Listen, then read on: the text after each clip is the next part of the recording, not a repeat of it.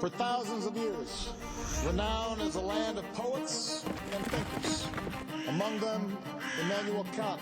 Ask yourself only, what are the facts and what is the truth that the facts bear out? The most important value that you can bring to the table is your integrity, is your trustworthiness.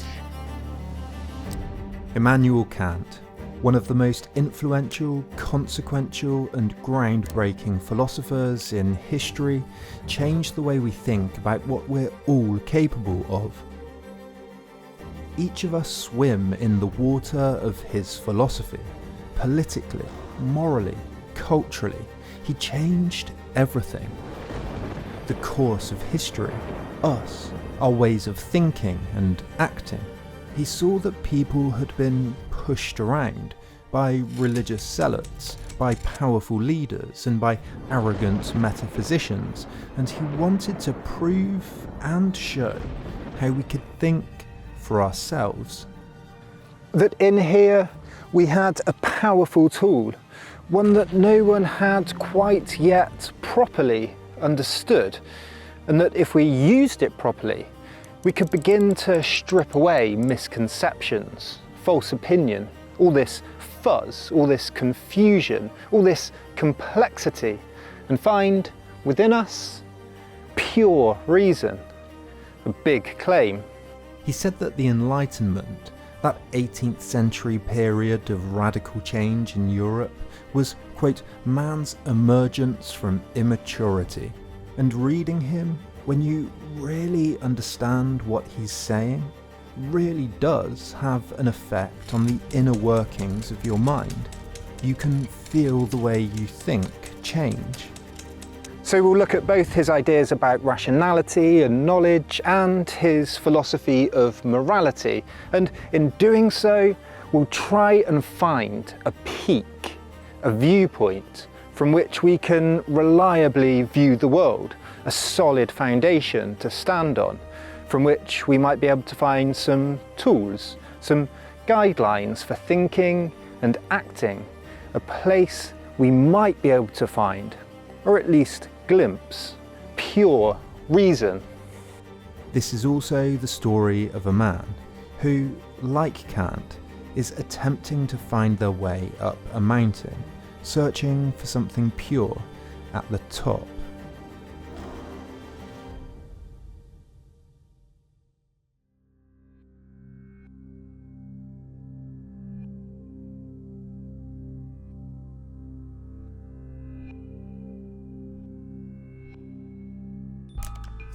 Immanuel Kant, born in 1724, wanted to make us a truly scientific species. He wanted to bring together reason, how we think, and experience, what we see, hear, touch, what we get through our senses. He wanted to bring them together on a sure foundation, one that scientific knowledge could be built on. He hoped to lay out what he described as a cosmic idea of philosophy, one that followed in Newton's footsteps when he discovered the universal laws of motion and gravity.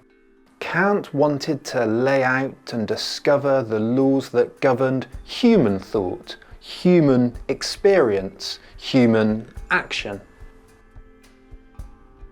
In that, he said how we think is central in the three most important questions we can ask ourselves. What can I know? What should I do? And for what may I hope? His most important work was the monumental Critique of Pure Reason, a 1,000-page book published in 1781, written in technical philosophical language, in winding, impenetrable passages with no accepted interpretation. The goal of the book, though, is quite simple. He's asking, what can we know objectively, surely, with certainty about the world and about ourselves and about the relationship between the two? He starts from a simple premise. If we look around us, at the landscape, The universe, the weather, our health and our bodies, our pursuits, our relationships and choices, how if you really think about it, it all seems so incomprehensibly complex. There's just so much going on. It's almost chaotic, has so many distinct moving parts, can be approached in so many ways. How is it possible that we make sense of the world and our lives at all? Out of all of this, somehow, we do get meaning. We get lives and routines, we get schedules and books and places to go and walks to go on and people to see.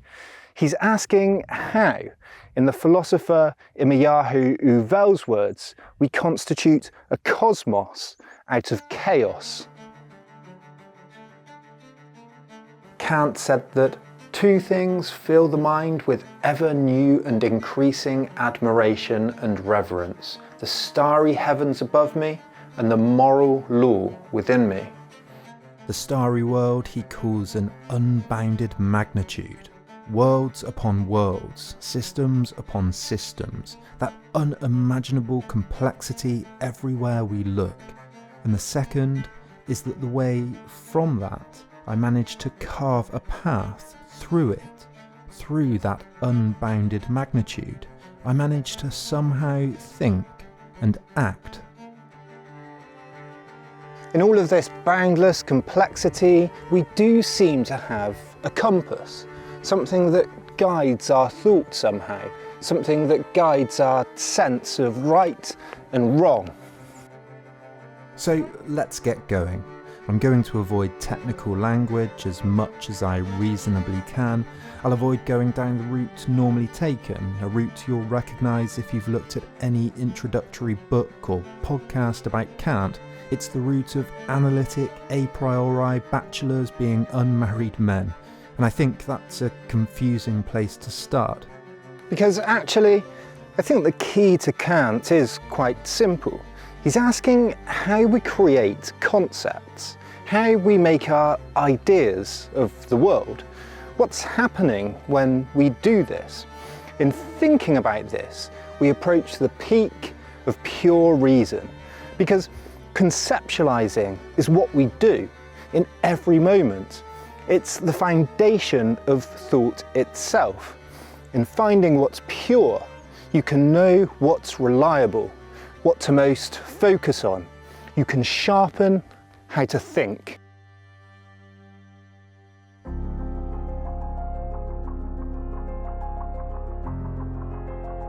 Think about all the experiences you've had in your life, the things you've seen, felt, smelt, heard and tasted.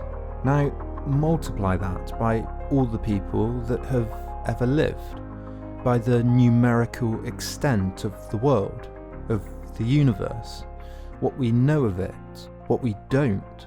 Add in all the things you've forgotten, that they've forgotten, the experience of animals, the lives of plants, the processes of physics or chemistry too.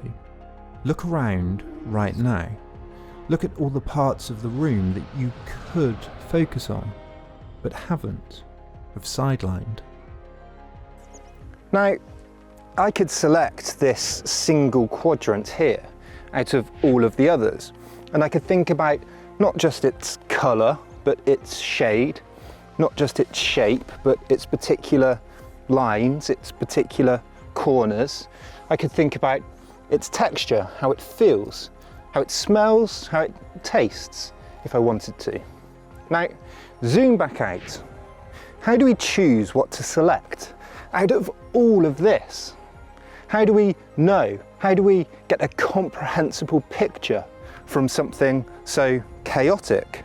And that's one rock. What about one piece of grass, a tiny piece of dirt? This same problem applies to everything in the world. What we have for lunch, who we're going to see, what we're going to say next, what we're going to choose to do next, our life plans. About 500 million photons hit the retina every single second, yet somehow we translate that into something intelligible, something human, a picture, a focus. This is Kant's fundamental question. How do you get a structured, comprehensible idea of the world from all of this stuff? The collection of perceptions, impressions on the eye, on the skin, in the nose, on the eardrum, are like billions of artists' paintbrush strokes, each and every second, like the collecting of infinitesimal peas in a colossal bag. What we have is what Kant called content without form. There's no organising factor, it's just a mass, a mess, a chaos. So the first problem is the organisational problem. How do we organise all of this? The second problem is, how is objective knowledge possible in the face of all of this? Out of those trillions of artists' impressions, so many have been wiped away, turned out to be mistaken, misstrokes. How do we know that the sun will continue to rise, that the laws of gravity will hold 10 years from now?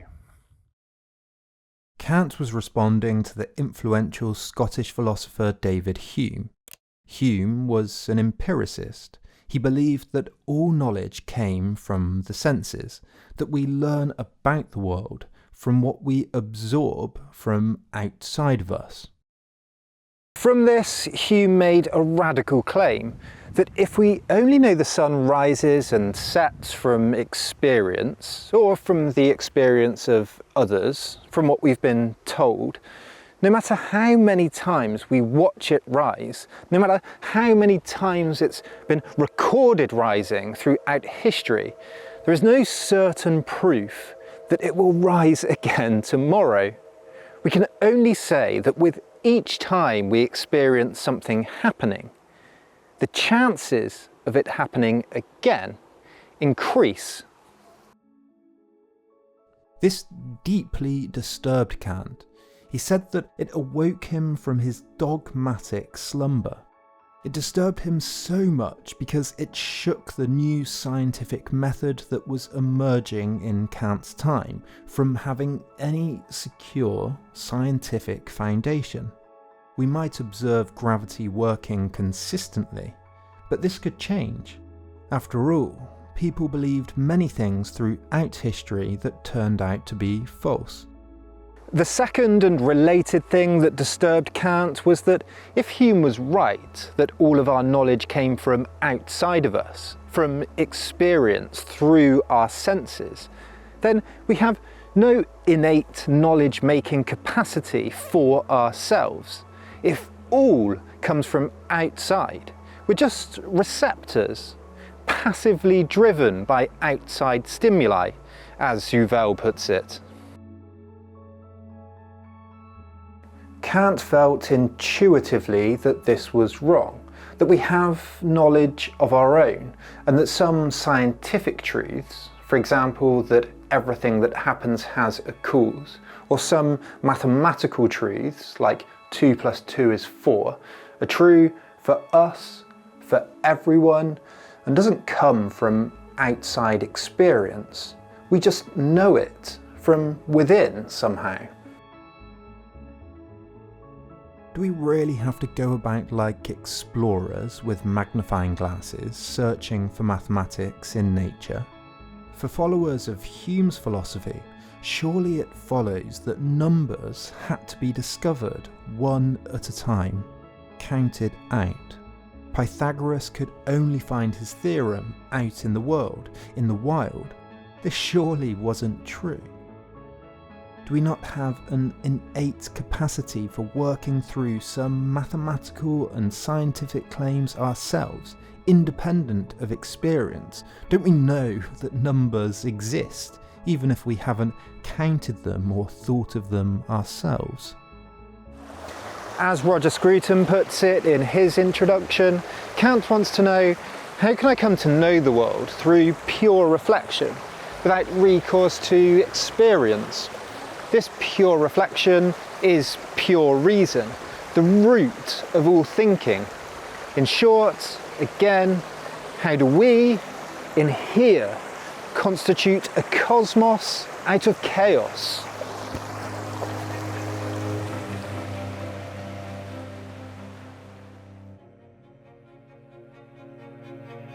Kant wrote several influential books, but what's referred to as the first critique, the critique of pure reason, is the central one. It's where he answers the most fundamental of questions. How do we constitute meaning out of chaos? How do we create knowledge for ourselves? Okay, so first, what does reason mean for Kant? Broadly, it means the process of thinking, the conditions, the rules, the operating system for thinking itself. If Hume was right, that everything comes from outside of us, then the very act of thinking makes little sense. If we get everything from outside, do we get the rules for thinking from outside of us too? Like picking up someone else's cookbook? If Hume was right, it would be like all the thinking was done for us before it even gets to us through the senses. So in short, asking what reason is asking what thinking is if it was emptied of all of its content. That's why he says pure reason. Working out what this is could be unimaginably powerful. To know how to build and program on a great computer, of course, you need to know how the source code works. Working this out is like finding the source of knowledge, stripped of everything else, a kind of meaning of life. Yovel writes that reason's interests are inherent to it and not directed at any external goal. In other words, human rationality is a goal-orientated activity whose goal lies in itself rather than in anything other than itself. Pure reason is like this beaker, a cup, or a measuring jug. It takes the data of the outside world and shapes it, defines it in its own way. And reason does that by formulating concepts. Concepts are how we see the world. As Kantian philosopher Paul Guyer puts it, the critique of pure reason argues that all knowledge requires both input from the senses and organisation by concepts, and that both sensory inputs and organising concepts have pure forms that we can know a priori, thus know to be universally and necessarily valid. Okay, Kant uses that phrase a priori a lot. It just means independent of experience, before all thinking is done. The conditions for thought itself, universal. It's the elixir, the holy grail of pure thought. He says, a priori means what is left when one removes from our experience everything that belongs to the senses. He continues that every cognition is called pure, that is not mixed with anything foreign to it. pure thought receives, organizes, judges, and applies concepts to the raw data of experience. Kant also calls pure thought the understanding because, well, it attempts to understand the world. Yovel writes that the senses supply the understanding with a crude element that is not yet a real object but only the material for it. And the understanding, a spontaneous factor, must order and shape this material according to its, the understanding's, own a priori modes of operation. Kant's responding to two traditions in philosophy that were new at the time. The empiricists, as we've seen, like Hume, who argued that all knowledge comes from experience, and the rationalists, people like Descartes and Spinoza, who argued that reason is the way to secure knowledge, like mathematics. Kant carves a path that requires both. It's a mixing of them, and it's how that happens that's important for him. Famously, he says, without sensibility, that's senses, no object would be given to us, and without understanding, that's thinking, none would be thought.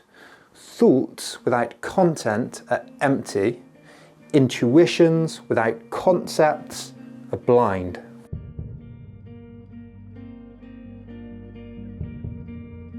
Kant takes complex, bewildering twists and turns towards his proof of this. He takes different pathways towards the same goal. I'm going to focus on the three central ones. From them, pure reason can be glimpsed and understood. The technical names are the transcendental aesthetic, the metaphysical deduction, and the transcendental deduction. But don't worry about them sounding technical, just focus on that peak, and together we'll meander our way towards it.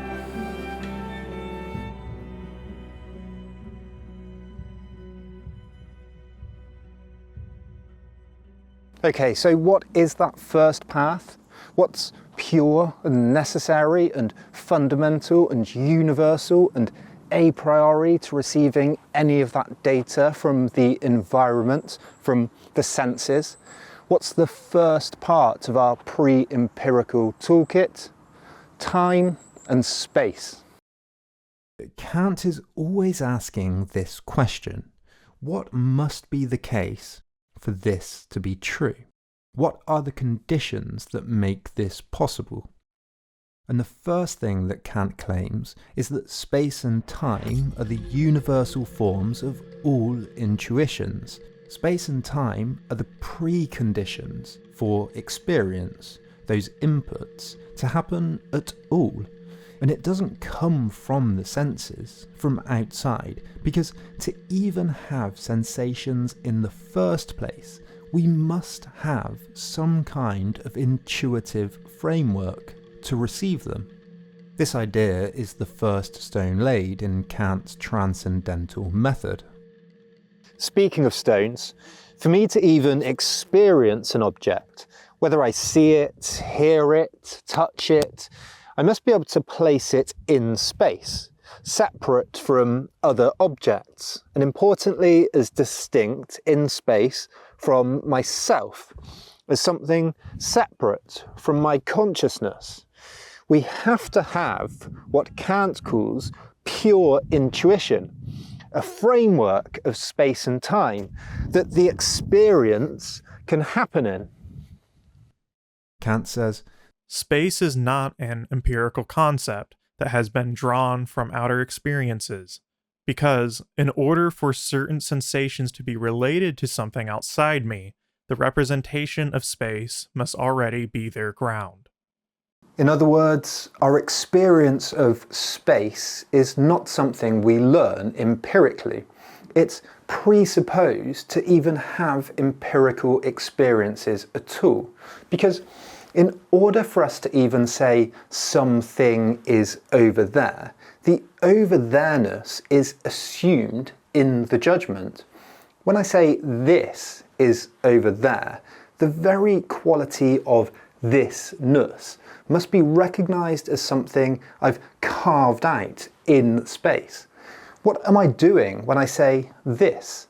I'm delimiting this as a thing in space, separate from me, relative to other things. Time functions in the same way. For me to even understand that one thing follows another, for me to say something happened after something else, before and after are assumed in the recognizing of a moment. We have to have carved out a period of thisness in time, a moment separate from other moments. and so space and time are pure intuitions. They're the sea that everything else swims in. But we can learn something else from this too, something radical. That this pure intuition is about being able to perceive particulars within a totality, about being able to recognise, carve out, select, pick out, designate a particular unit of space, in this case the stone, or a particular unit of time, now, then, when, again, a particular in a totality. Yovel writes that pure intuition works by perceiving a priori a basic singular unit. In geometry, it's a unit of space. In arithmetic, the number, and transcends it towards other units of the same kind existing outside it. For us to perceive the world at all, we must have an innate grasp of what is inside of us and outside of us, what is here and what's there, without which everything would be everywhere at once, and an innate sense of succession, of something following another thing in time, without which everything would happen at once. What this assumes, to be able to distinguish points on these spectrums, is that we can splice them up, that I can locate, isolate, analyse, focus on single particular points. And this leads to another radical implication, a consequence of this. That carving out units is the basis of mathematics. Once I can say one rock, or one moment in time, I can conceive of there being another unit, then another, then I could add them together, I could multiply them, subtract them, divide them. So Kant says that the very idea of mathematics is presumed in having any experience at all. Yovel writes simply that the number 5 is the product of a construction that adds the basic numerical unit to itself and stops at the 5th place. Mathematics is transcendental, a priori, universal, pure thought that does not come from out there, from experience. Again, it means that Pythagoras did not have to go around the world with the magnifying glass, searching for his theorem in the wild. The question, though, is whether he could have imagined it with no sensory input at all.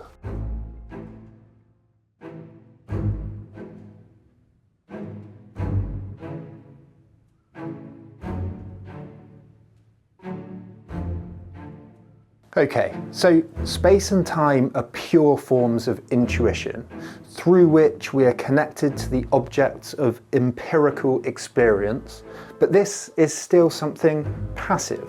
It's the common landscape of the universe, something we swim through. But Kant also needs to prove that we bring something to the table to do the thinking, that on this landscape of pure intuition, we are doing something.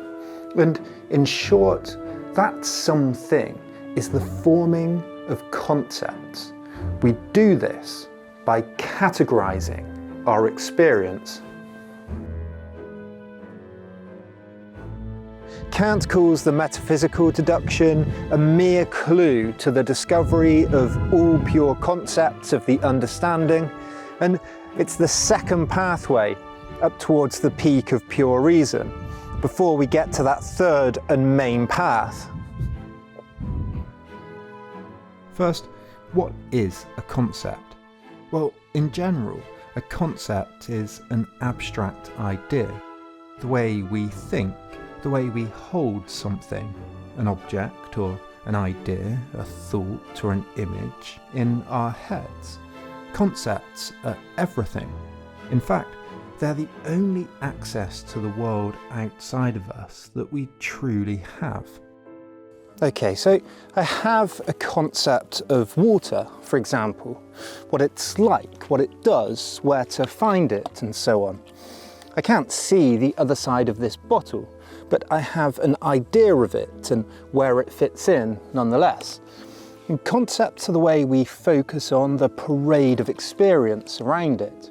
They're the very way we experience, the way we select and organise.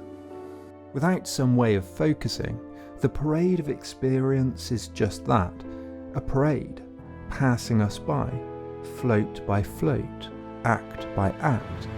We need something that focuses, that selects one of the floats, one of the acts, one of the dancers, one of the lights. Exactly what we do when we watch a parade. We change our focus, move our necks, and suddenly a whole different perspective is within view. So what's going on when we do this? Once again, Kant asks, what must be the case for this to be possible? Concepts are something like how we create those containers for our experiences of the world to fit into. Containers that are ours, that are pure thought. They are innate to us, but they have no content of their own because they need something to fill them before they're anything at all. Something to organise, something to give shape to. Concepts are the way we understand the world, and we judge what we experience so as to categorise it through concepts. In fact, all thinking is understanding, and all thinking uses categories. It's the job of our pure understanding to organise that data we receive, to judge where it fits, to recognise patterns. If it doesn't do this, what job would it have? We'd be placid, docile receptors, just soaking everything in like sponges. He calls the understanding discursive, which he gets from the Latin, running through. We run through our experiences, and when we run through something, we make judgments. Let's imagine I was born yesterday, which some people say is true, and the first thing I see is this leaf. I recognise certain qualities. It's green, it has a particular shape, it's found on a tree or on the ground, it's light, but it's singular. I've carved it out in space and time. Now, I come across another object. It looks similar. I recognise that it too has this quality of greenness to it. That's two instances. Its shape is different, but similar too. Now I see the grass as green, but it's different to a leaf. It has a different shape. It's found elsewhere. I find another leaf, this time on a tree, in a different place, but it looks, it feels, it smells very similar. What's happened here? I've identified an object as separate from its surroundings. I've judged that a part of it seems to have a certain quality that differs from other parts of the environment in my view. Greenness, softness, lightness, this particular shape. I focused on each of these properties, drawing them out from the leaf as a whole.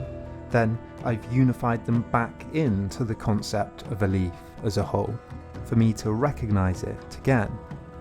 Philosopher Gilles von Barocca writes that judgments are acts in which the understanding unifies diverse representations into a single, more complex representation of an object. The judgment splits the world up into different parts, analyses it, then unifies it back together again into a representation of an object or an idea. I see this tree. I split it into its colours, its shapes, the bark, the leaves, the wind rustling through it. I might later include its roots, or scientific knowledge about photosynthesis, say, or ideas about where the tree came from, or its different species, but ultimately I unify it into a concept of a tree. Conceptual thinking unifies distinct representations of the world by making judgments about them. This is one of the roots of all thinking. Everything, whether it's objects like leaves and trees, or ideas like democracy or love, looks for the distinct parts that make up the unified concept. Goya writes that the premise of Kant's argument is that all cognition involves the combination of concepts into judgments, which in the first instance subsumes more particular concepts under more general ones, like the particular concept of bark and the general concept of tree, or the particular concept of a specific shade of brown under the general concept of brownness, or the particular concept of all of these things under the general concept of nature. Now the question becomes, what are the rules that govern this process? How do we unify our representations? How do we combine them together? What rulebook are we judging by? Kant's answer is the categories. Now, bear with me here. All thinking is judging by applying the categories. Like space and time, the categories are the conditions for having any understandable experiences at all. Now, this next bit gets a little bit technical, so don't worry too much, it doesn't matter too much, but there are 4 main categories, each with 3 subcategories. Philosophers have criticised Kant here for various reasons, but it's the idea of these rough set of categories that's important for us and important for understanding Kant. The 4 main ones are quantity, quality, relation and modality, and don't get too bogged down in this, but it's the way we judge particular representations and unify them into concepts. It works like this. A quantity of judgments is either universal, particular or singular. It's just the way we carve up units and say all of them, some of them, or one of them. For example, all leaves come from plants, or some leaves are green, or a leaf is in my pocket. Universal, particular, single. Quality is the affirmation of some predicate that an object has. Quality is the are in some leaves are green. It's our ability to recognise that some unit, a unit we carve out, is different in quality from, for example, the air or the ground or the rest of the plant or myself or the birds that surround it. There's also relation. If something happens, something else happens. If-then statements. We might always find a leaf by a tree, for example, so it would be if tree, then leaf. Or it might be exclusive, either or. We never find a leaf growing out of concrete, say. And then there's modality. That's statements about existence, say, or whether something is being asserted or not, or held in the mind or not. In this, we also have the idea of possibility. This might be right, or might not, or this is here now, or that is not.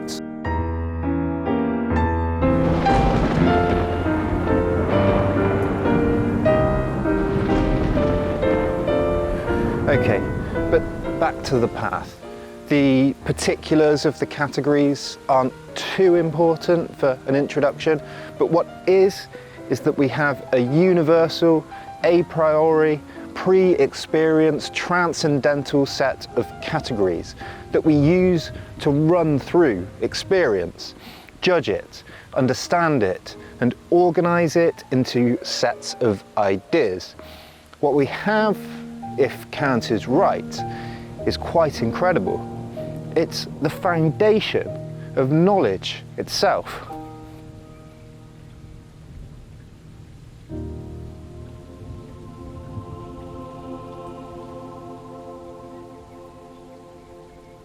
This is the heart of Kant's philosophy, the third path up to the peak. It's here that Kant argues that the concepts like quantity and quality apply to experience, synthesize experience spontaneously, and that through them experience becomes our experience, that the whole process requires an identity that's persistent through time. Like the previous two paths, he's asking what must be true for thought to happen at all. What is transcendental? He starts from a simple premise. What are the conditions of the possibility of the I think itself? It's really a common sense question. If we were just receiving experiences like Hume thought, what would the I think even mean? After all, we'd just be passive. We'd have no way of distinguishing our representations of the world from the world itself. We'd receive the world, but we wouldn't have concepts like cup, walking, cloud, life. We wouldn't even be the containers that the experience was poured into, because we wouldn't have any containers at all. We'd just be this amorphous mass that was just drawn from and shaped by everything around us. In having a representation of an object, in thinking about this apple, its redness, its sweetness, its location, of turning it and remembering what the side I can't see looks like, in remembering what the inside smells like from a previous experience.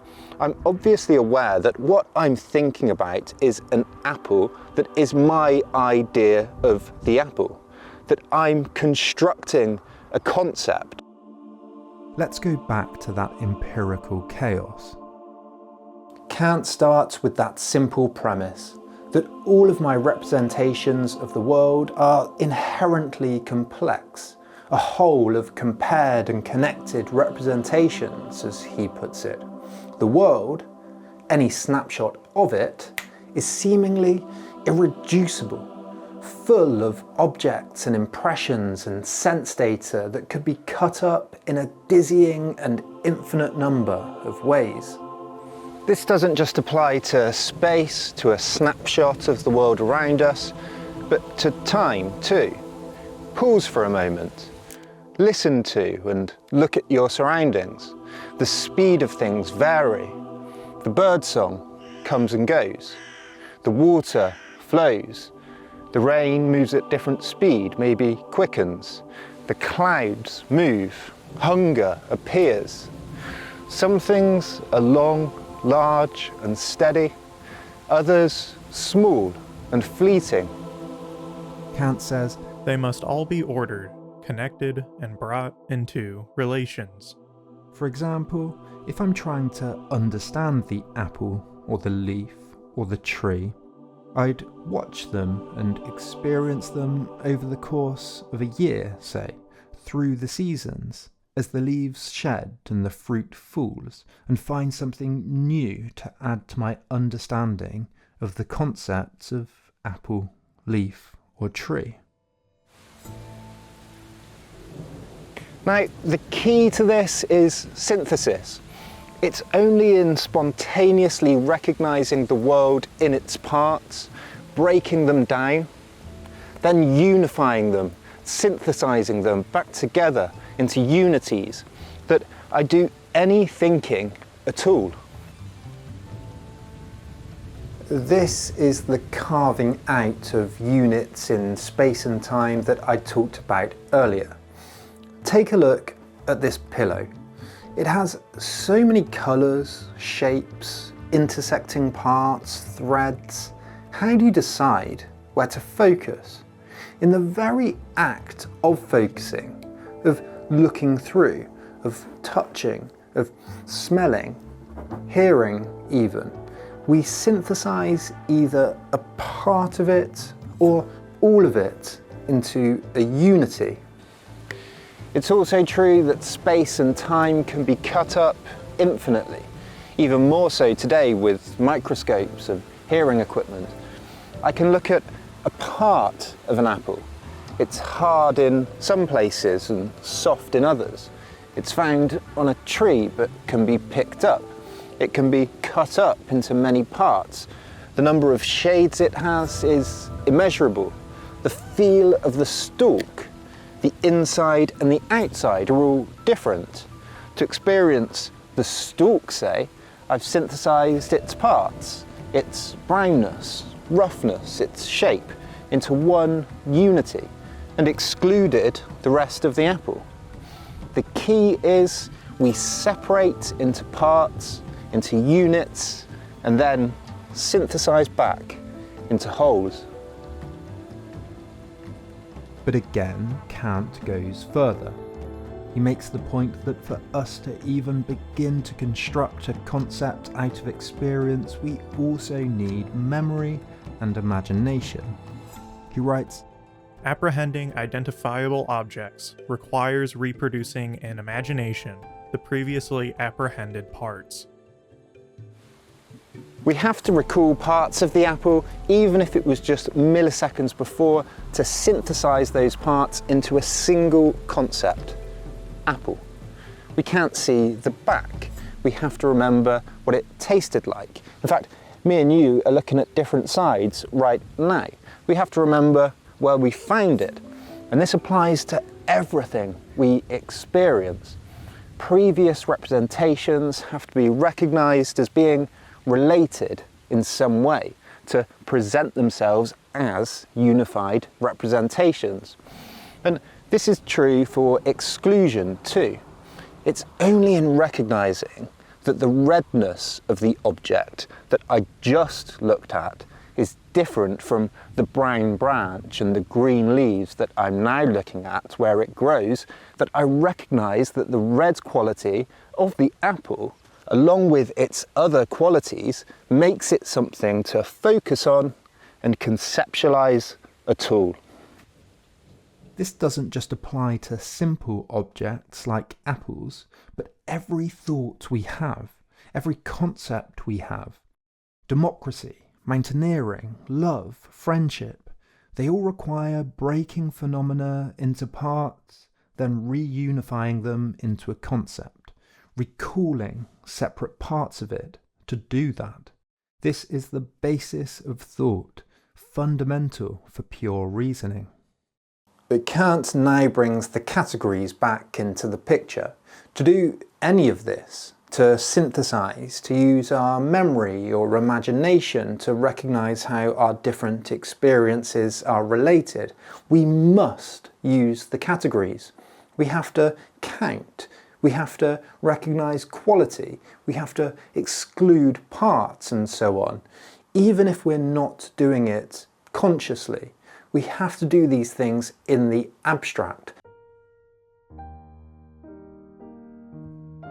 This has been called the embryo of Kant's philosophy, the core, the middle, the centre, the foundation, the top, the summit, the terrifyingly titled the Transcendental Unity of Apperception.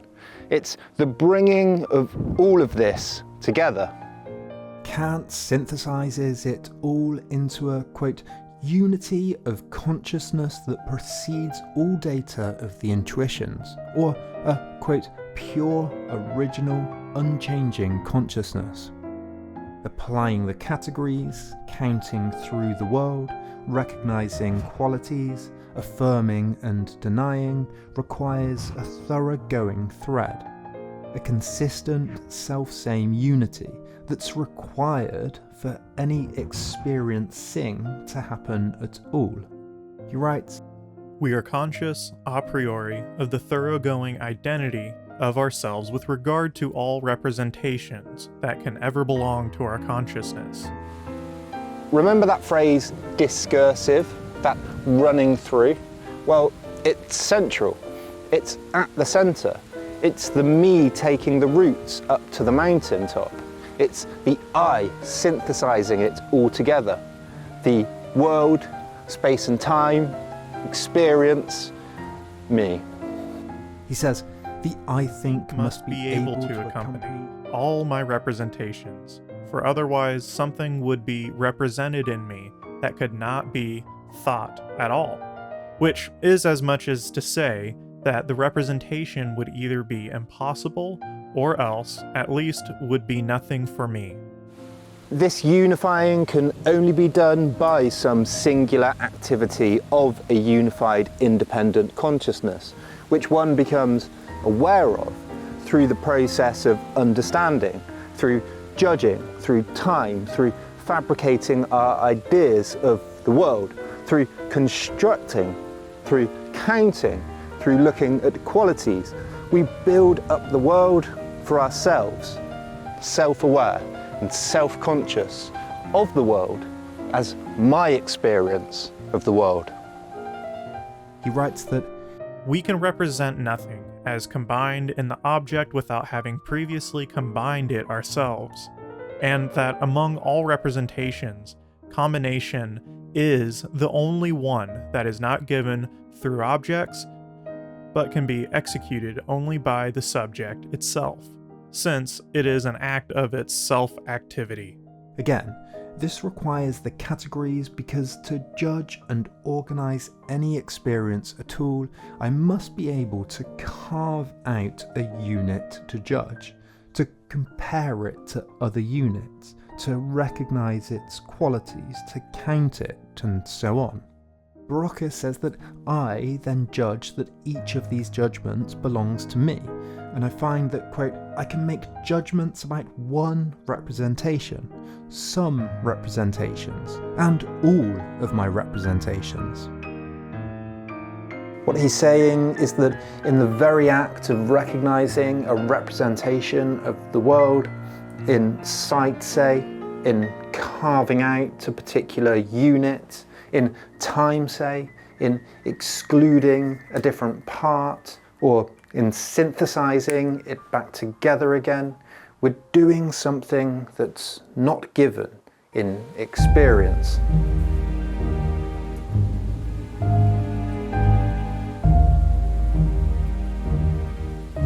We're doing something that's truly mine. Unifying can only be done by a single unity, a thread, a core, a central me-ness. And that cannot be given by experience. That is the summit of pure reason. The unity centres everything. Space and time are the vessel. Judgment, synthesizing, and understanding are the process. And the categories of splitting up, counting, recognizing qualities, and so on, the tools, the rules, along with our imaginations and our memory, to do all of this, to survey everything. This, combined, is the centre of Kant's project. A priori, universal, required, necessary, from which everything else can be experienced and understood.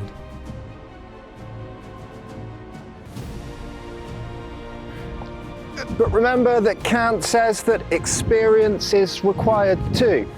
So we should now be in a better position to understand his famous and influential phrase, thoughts without content are empty, and intuitions without concepts are blind.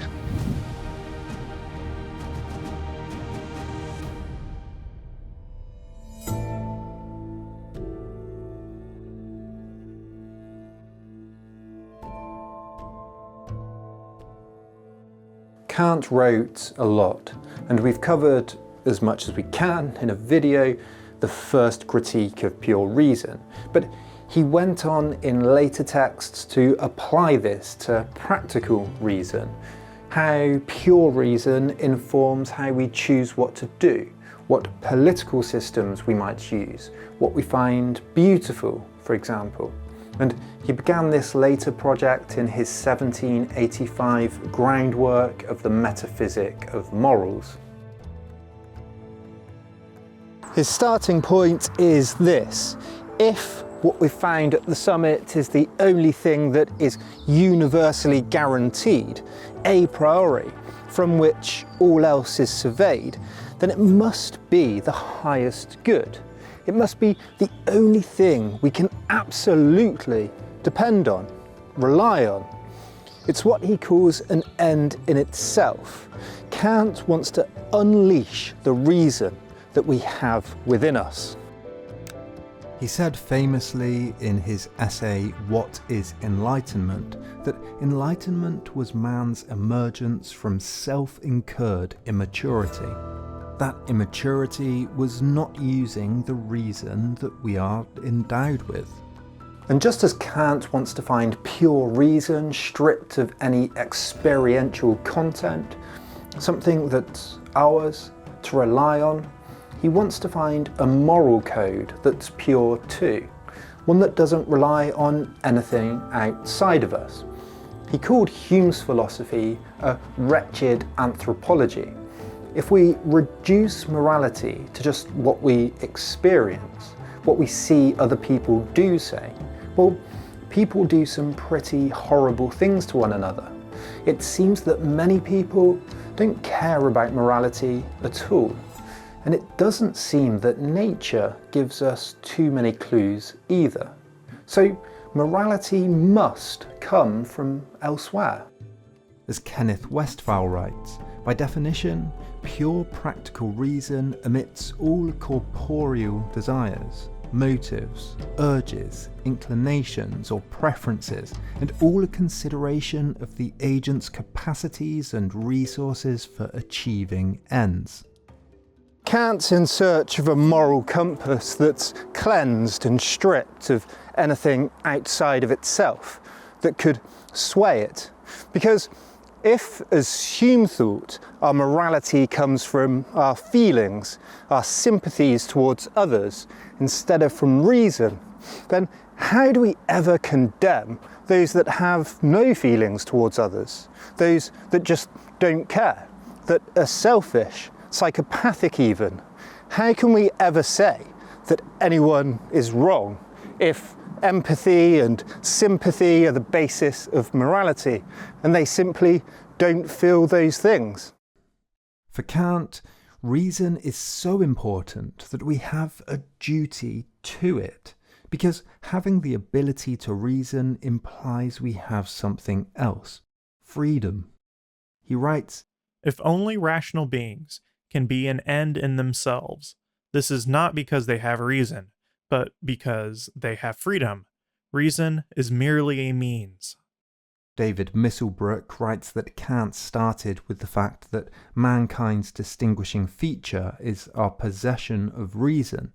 Therefore, it follows that all humans have universal rational duties to one another, centering on their duty to respect the other's humanity. In a later work, The Metaphysics of Morals, Kant says, What characterizes humanity, as distinguished from animality, is the capacity to set oneself an end, any end whatsoever. Humans can set goals and use reason to meet them. It's this that makes us human. What this means is that we shouldn't use people, treating them as means to our goals without their consent. We should respect their capacity to reason for themselves, to set their own ends, as Kant called it. He famously writes that, So act that you use humanity, whether in your own person or in the person of any other, always at the same time as an end, never merely as a means. Each of us only has access to the outcomes of our own reasonable thinking. We set goals and reason how to achieve them. I might freely set a goal to come down the mountain, and you can tell me that one way is better than another. But if you force me down against my wishes, you've gone against the reason of another. The only thing we can all trust, absolutely. Each person sets their own ends. Each person is an end in themselves. This belief is the grounds of what Kant called the categorical imperative.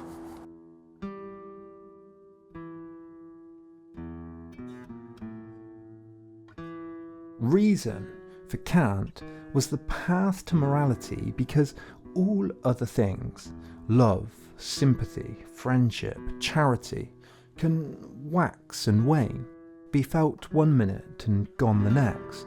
Instead, we should rely on reason and duty to do what reason commands. He said, Nothing is left but the conformity of actions as such with universal law, which alone is to serve the will as its principle. That is, I ought never to act except in such a way that I could also will that my maxim should become a universal law. He called the result a categorical imperative. Categorical meaning unconditional, always true, and imperative meaning something that we know we ought to follow. So how would this work?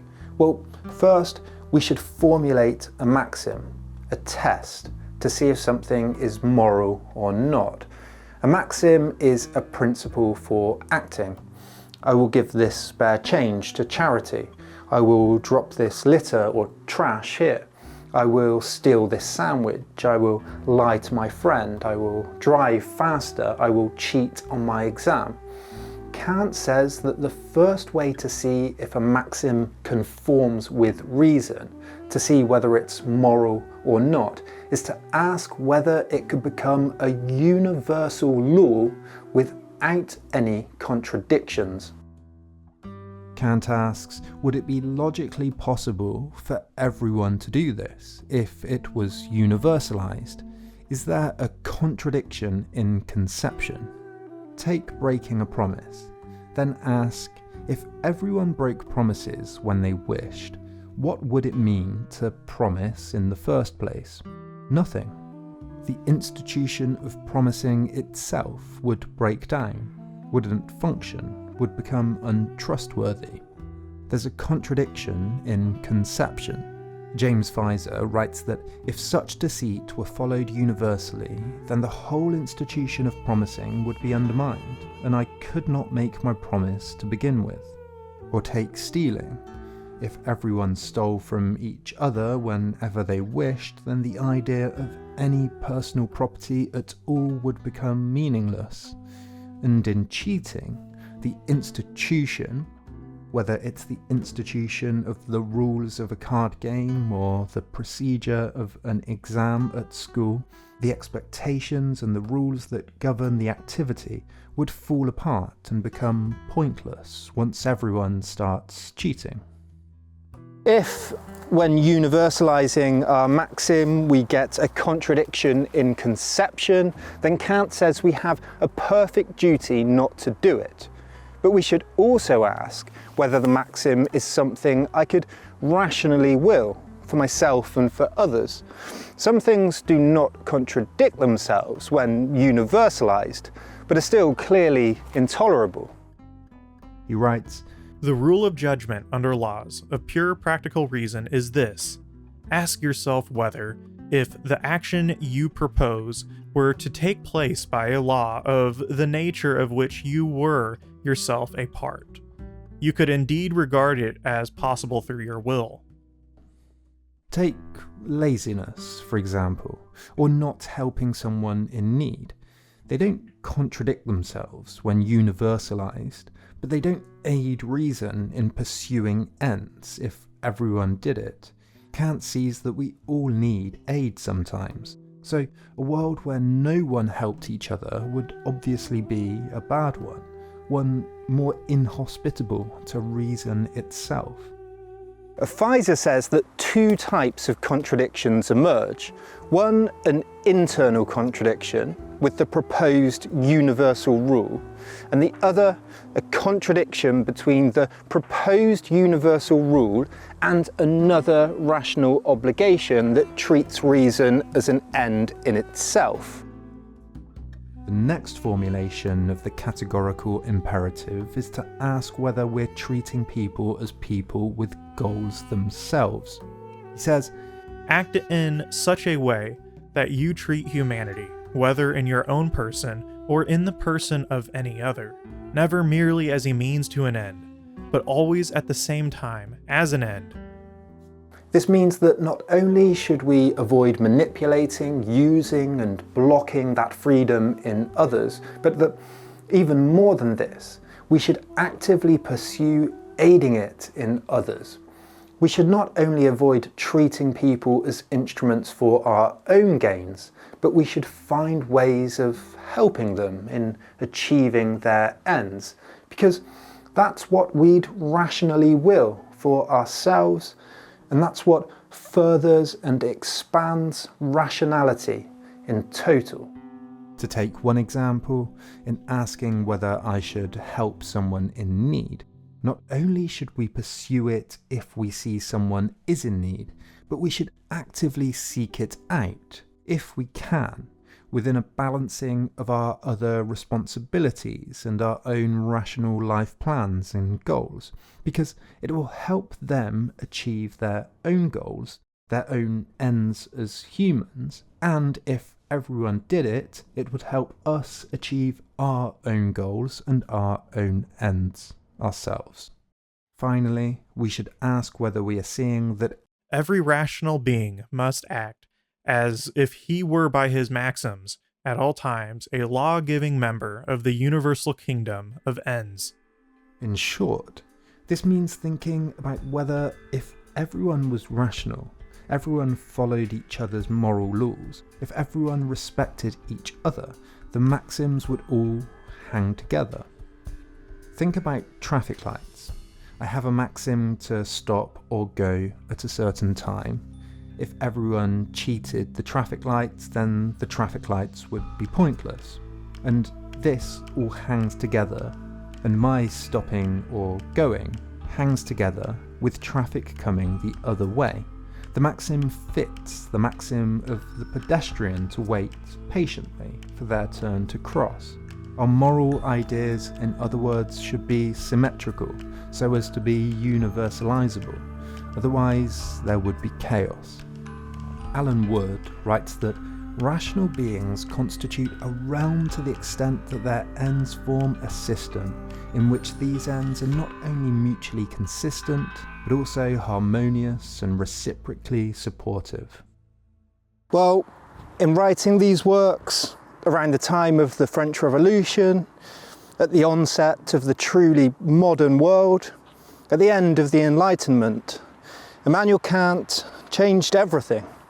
For example, Goya writes that Kant's idea that humanity must be treated as an end in itself and never merely as a means has gained wide acceptance in modern moral thought and philosophy.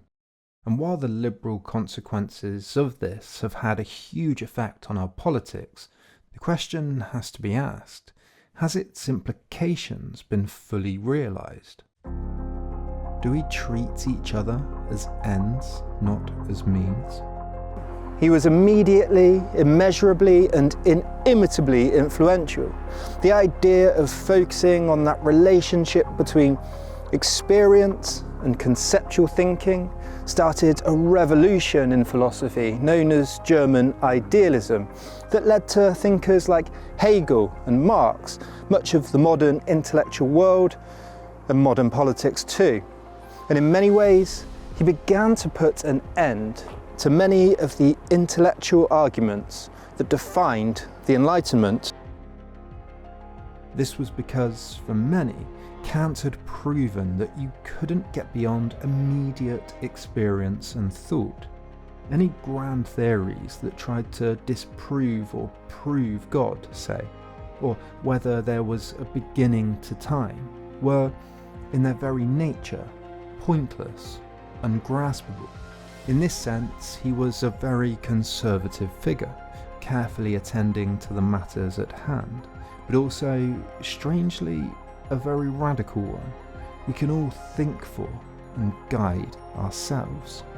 But once you've been to the top of the mountain, once you've got a glimpse of pure reason, been convinced of your own, truly your own, powers of rational thought, of applying careful categorization to the world, of recognizing qualities, counting carefully where and in what ways those qualities are found. You'll notice you doing this everywhere, in ideas and objects, in facts and feelings, in relationships, philosophies, pursuits, passions and projects, how we judge, in what ways we understand, how we reason through the world. Well, it's everything.